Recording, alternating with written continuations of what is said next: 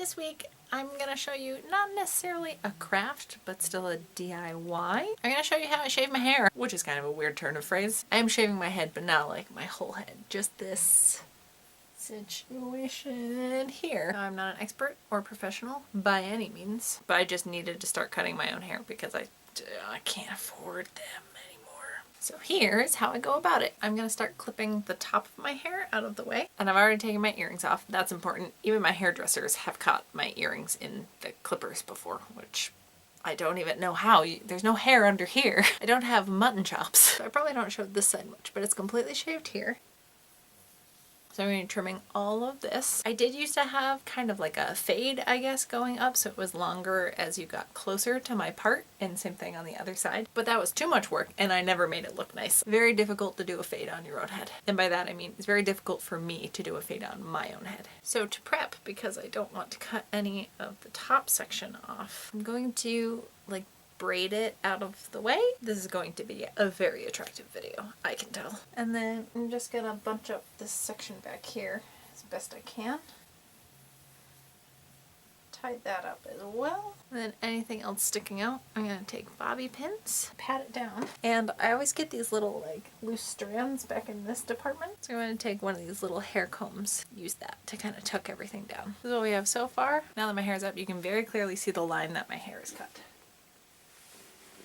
Now this isn't a necessary step, but it just helps keep the hair off of myself. I'm gonna take a paper towel, folded it in half. Other paper towel, I have also folded in half. Tape those together. Nothing fancy. I'm just gonna wrap it around my neck, tape that down. Yes, it looks like a neck brace, but it's gonna keep all the little fuzzies off of me. So I'm gonna take my apron. I thought these were so much more expensive than it actually was. I think it was like $2 or $3. Once I started dyeing my own hair all the time, I figured this was a necessary purchase. I have a handful of handheld mirrors. Look, that's you guys. Hi. Okay, and then the main thing you're gonna need are some clippers. I use a number 2 guard. Higher the number, the longer the hair is gonna stay. That's quite a look, right? That's a fun noise. I promise it's not actually that scary. But I'm also not that attached to my hair because I don't know if you can tell. It's very thin and I don't have a lot of it, so it always looks really patchy. So it looks better when it's crazy short on the sides. And I actually do stuff with it, where when I had long hair, it was just always in a ponytail. I also just found this giant mirror. Watch, this is gonna fall and crack me right in the fucking face. So I'm not skilled enough at this to give you a step-by-step, so I'm just gonna show you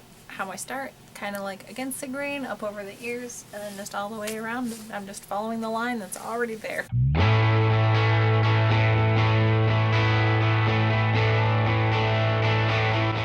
It's color by number, but lopping off one of your most prominent features.